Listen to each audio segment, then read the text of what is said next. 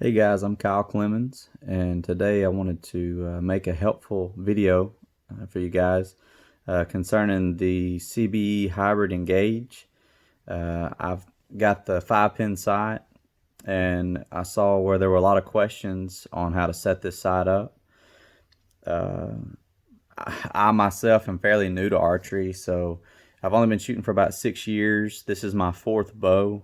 It's the very first bow that I've ever built, as far as putting a custom stabilizer setup, choosing my sight. All my other bows came ready to shoot, and so this was all fairly new to me. And so I've spent all day trying to figure out how to set this thing up and make this work. And I just kind of figured it out myself with a little help from other YouTube videos.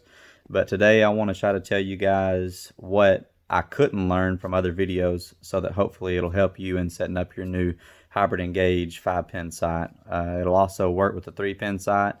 You just use your bottom pin as your floater or your floating pin. So when you're starting out, some of the advice that I was given was to try to make all of your settings as tall as possible to give you enough room to lower your sight on your adjustable knob. So let me show you that real quick. Flip my camera around. So here's my sight. I'm shooting the Matthews VXR 28-inch, and when I tried to maximize everything as far as making it as tall as possible, my 20-yard pin, which is my top pin there, when I was trying to set it, I kept shooting my arrows in the dirt even at 10 yards. So my first piece of advice to give to you guys is, try to maximize the height as much as possible. But if it doesn't work, just set it up to where it works for your bow, for your setup, and you'll still be fine, I promise. There's lots of adjustability on this sight. This is my first time shooting a dovetail sight, so there's four slots here that you can choose from. And I just shot and found out what my setup liked the most. When I put it on 4, it seemed that my shots were that much further in the ground when I was initially trying to set this sight in. So I slid it out to see the difference, and it shot a little higher. So I just went with the number 1 setting on here. And you can see on the slide itself, there's also an adjustable piece where you've got 2 set screws here on the outside, talking about that Allen and that Allen there. And then you flip this thing over, and then it also has, I don't know if the light's gonna let me show you, there we go, it also has set screws there and there. So there's 4 set screws on that slide. As you can see, I actually had to run mine to the bottom, because when I had it up to the top, that's when I was shooting my arrows into the ground. So my biggest piece of advice starting out is just don't really worry about where you're at on the slides. Just make it to where you can set your pins as if it's just a regular 5-pin sight. After that, I do like to try to set my 20-yard pin as high in the housing as possible. So I began with my top pin, which is my 20-yard pin, and you come here on the outside of the sight, and there's your slots for your pins. So you've got 20, which is kind of there in the shadow, 30, 40, 50, and 60. Okay, and what you do is each pin is adjustable individually with the micro touch knob. So you take a Allen wrench, you put it in there, you turn it 4 1/4 times to loosen it up. Then you use your top knob there, and whichever one you've loosened is the only sight that's going to move, is the only pin that's going to move. Sorry. So then you go through there and you set up your 20, your 30, your 40, your 50, and your 60-yard pins. Okay, so I've always done that. I'm fairly new to archery, but I know how to set a multi-pin sight, so that was the easy part.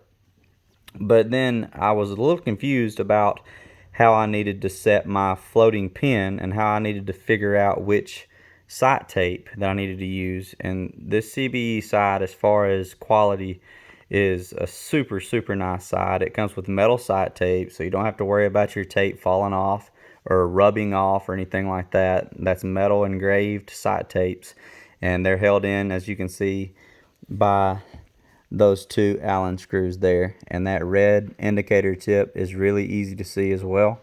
So it's a really nice side. It's just a matter of trying to figure out how to set it up. I've spent the majority of my day doing this today, and you know, I've moved stuff around and reconfigured stuff multiple times trying to figure out what was going to work for my bow. With this bow being a 28 inch axle to axle bow, I'm only a 28.5 inch draw. So I just had to figure out what was going to work for me. I'm also shooting Black Eagle Carnivore 250 arrows. I went with a little heavier build this year. It's about 535 grains, so it's a little heavier.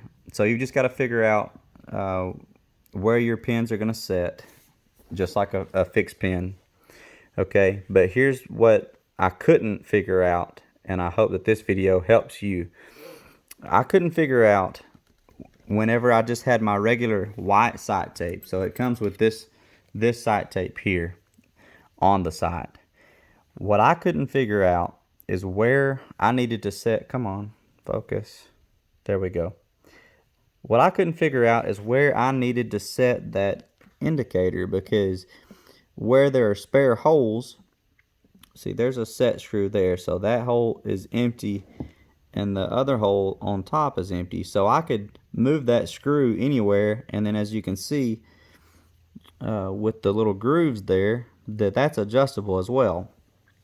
I didn't know if my indicator tip had to be up here at the beginning, and then even if it was, I knew that my floating pin was going to be 60. And so the instructions tell you to take your floating pin and then walk it in from 60 to 30 yards, at only using this knob here to adjust the whole housing.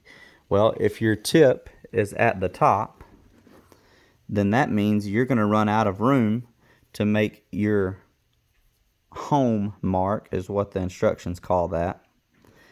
And so what I did, and I hope this is where it helps you the most, what I did is I just took this, I set it down here at the very bottom so that I knew that whenever I walked my sight in from 60 yards to 30 yards, which all this was blank, it was just this white strip here, I made a mark at 60, and then I began to walk it in, and then I made my home mark at 30.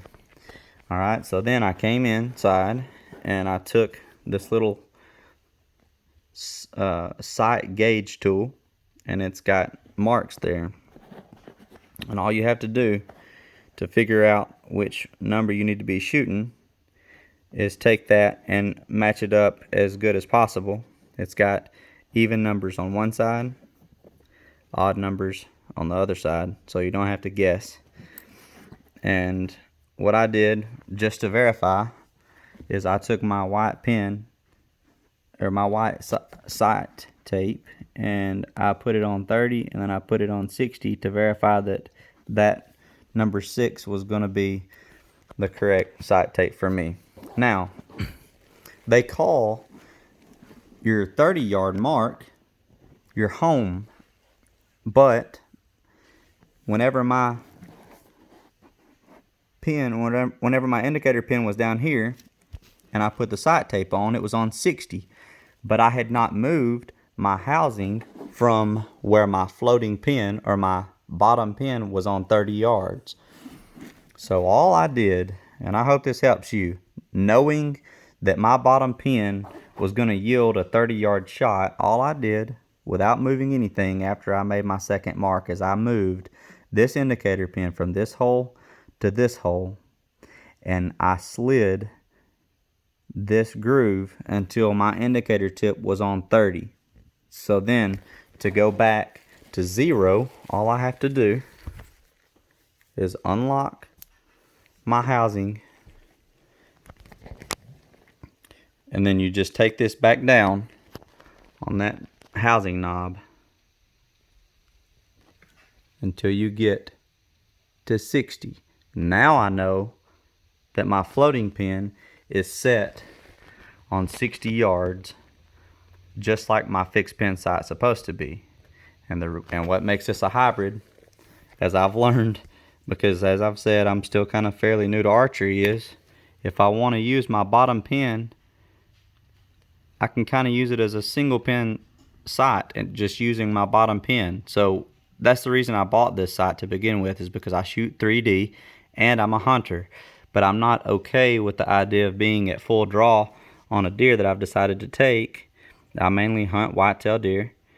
I'm not okay with being at full draw, maybe on a deer at 40 yards, and then the deer spooking or something spooking the deer at running, whatever the case may be. If it comes in and I'm already drawn back, I'm not going to set my bow down to redraw. So there's the sight, and I hope that this has helped you out tremendously. Again, you can use the floating pin and use it for any yardage that you want, to the exact yardage. So once you've set your 60-yard pin, your very bottom pin here, and make your mark, then you go up and you shoot again at 30 yards, then you make that mark. You find the sight tape that fits those two marks, and then without moving your housing at all, the only thing you need to move at that point is this indicator pin, and move it up to 30, because that's where you just walked it into, is 30 yards. Then after that, you can move your whole housing using this knob here back down to 60, and then you're zeroed on your 20, 30, 40, 50, and 60 yard sights. So I hope this helps. I hope you guys enjoy this video. This is my first video ever, so sorry for the mess ups.